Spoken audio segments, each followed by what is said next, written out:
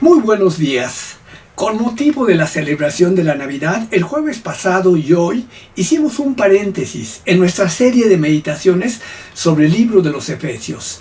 Y doy gracias a Dios porque hoy nos permite continuar poniendo nuestra atención en el cántico angelical que encontramos en Lucas 2, versículos 13 y 14, que dicen de la siguiente manera: Y repentinamente apareció con el ángel una multitud de las huestes celestiales, que alababan a Dios y decían: Gloria a Dios en las alturas, y en la tierra paz, buena voluntad para con los hombres.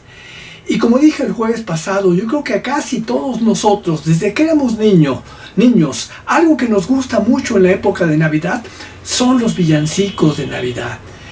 Y el versículo 14 que acabo de leer contiene el primer villancico de Navidad, que fue entonado no por un terrestre mortal, sino por un coro integrado por los mismísimos ángeles de Dios, la noche en que nació Jesús. ¿Y saben qué? No ha existido ni existe hoy en día un solo mortal que sea capaz de imaginarse lo grandioso, lo suntuoso que fue ese himno. Su cántico fue breve, pero Quito, un comentarista, dijo: fue muy digno que los ángeles expresaran las verdades más grandiosas y benditas en tan breves palabras, las cuales para un agudo entendimiento casi se convierten en algo difícil de asimilar por la fecunda y gran plenitud de su significado. Gloria a Dios en las alturas, y en la tierra paz, buena voluntad para con los hombres. Ahora bien, este hermoso canto de los ángeles contiene tres frases o pensamientos. En primer lugar, los ángeles dieron gloria a Dios en las alturas, porque se dieron cuenta de las inescrutables riquezas de la gracia, de la bondad infinita, eterna, excelsa, suprema de Dios, que Dios estaba mostrando mediante el sublime acto de su deidad, de enviar a su Hijo unigénito, su Hijo amado, a nacer en Belén de Judea. Y por ello le dieron a Dios su máxima y suprema alabanza.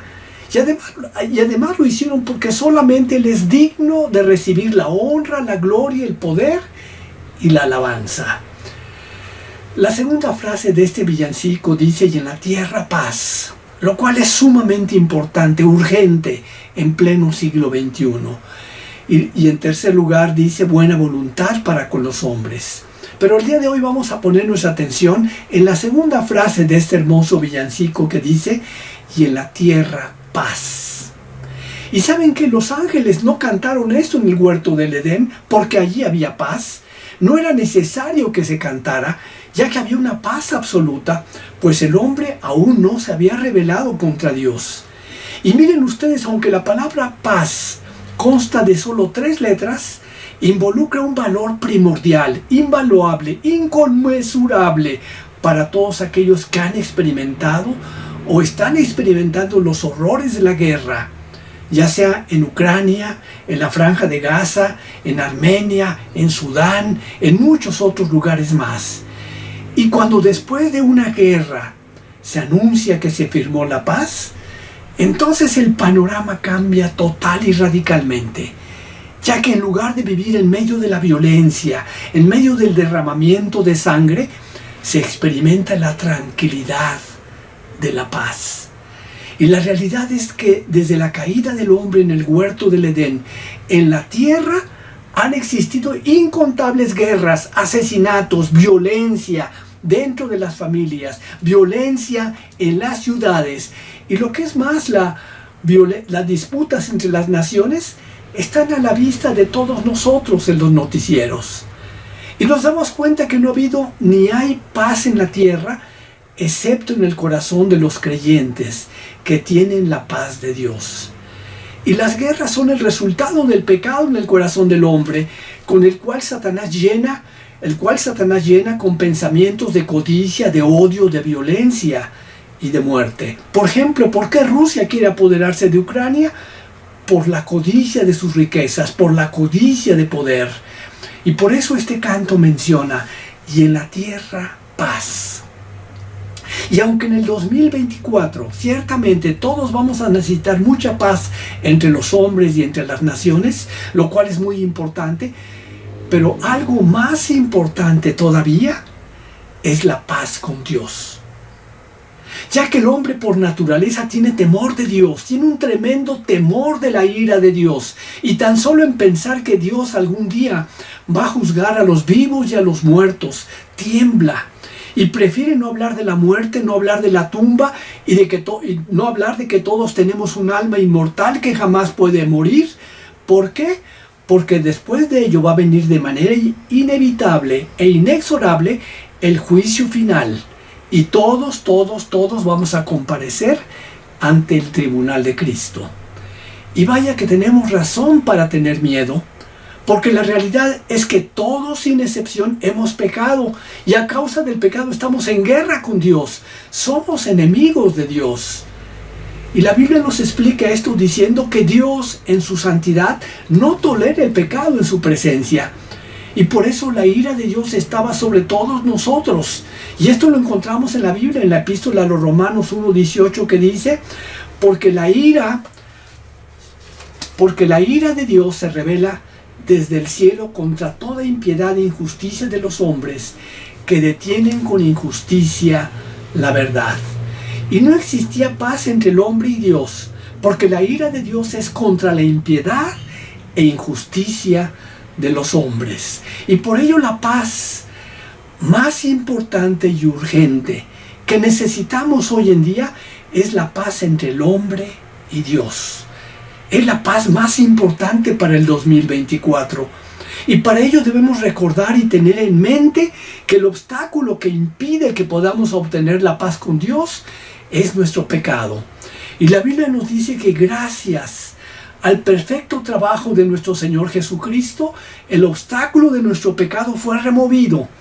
Y el hombre ahora puede tener paz con Dios por medio de la reconciliación lograda en la cruz del Monte Calvario. Y la forma en que Jesús quitó el obstáculo, quitó esa enemistad y logró la paz, fue por medio de su sangre derramada en la cruz. Fíjense lo que dice Colosenses 1, 20 y 21. Y por medio de él, reconciliar consigo todas las cosas, así las que están en la tierra como las que están en los cielos, haciendo la paz mediante la sangre de su cruz. Y a vosotros también, que erais en otro tiempo extraños y enemigos en vuestra mente, haciendo malas obras, ahora os ha reconciliado. Y la única manera de reconciliarnos con Dios fue que en la primera Navidad Dios envió a su Hijo unigénito al mundo, el Señor Jesús, para que fuera la propiciación por nuestros pecados.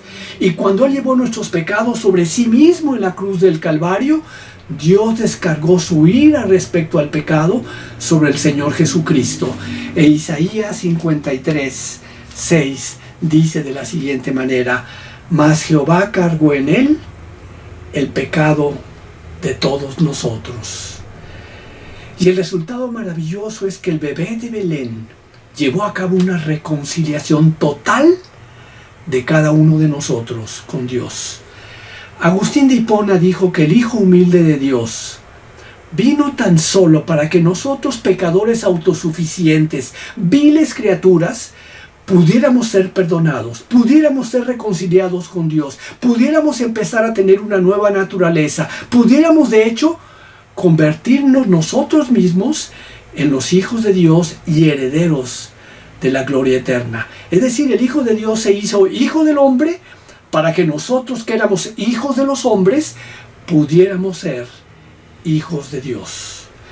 Y todo esto tenía que pasar para que la ira de Dios pudiera convertirse en paz y Dios pudiera justificar al que cree en Jesús, y aún así permanecer como el único eterno, incambiable, por siempre justo y santo, santo, santo Dios, que no tolera el pecado en su presencia. Y en lo que a Dios concierne, la ira no prevalece más, y en su lugar hay una paz que fue lograda por el Príncipe de Paz, nuestro Señor y Salvador Jesucristo. Y el pecado, que era el obstáculo que había entre Dios y nosotros, fue removido, fue quitado y ahora tenemos paz. Por ello la epístola a los Romanos nos habla de que gracias a la justificación por medio de la fe en Cristo tenemos ahora paz con Dios. Y dice de la siguiente manera: justificados pues por la fe, tenemos paz para con Dios por medio de nuestro Señor Jesucristo.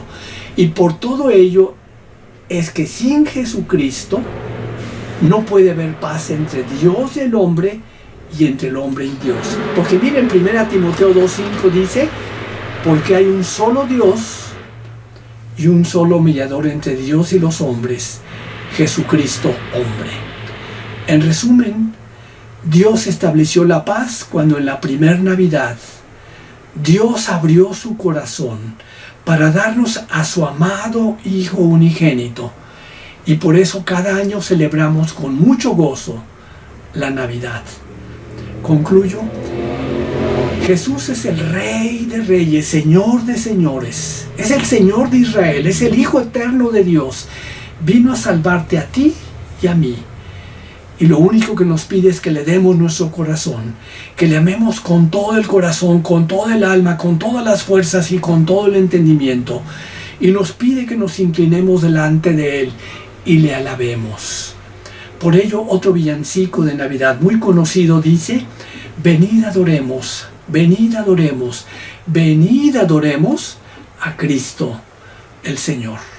Y por todo lo que Cristo hizo por nosotros, lo menos que podemos hacer en gratitud es venir, adorarle y alabarle. Como dice el libro de Apocalipsis: y a todo lo creado que está en el cielo y sobre la tierra y debajo de la tierra y en el mar, y a todas las cosas que en ellos hay, oí decir: al que está sentado en el trono y al Cordero, sea la alabanza, la honra, la gloria y el poder por los siglos de los siglos. Amén. Termino repitiendo el versículo en el que pusimos nuestra atención en Lucas 2:14. Gloria a Dios en las alturas, y en la tierra paz, buena voluntad para con los hombres. Amén.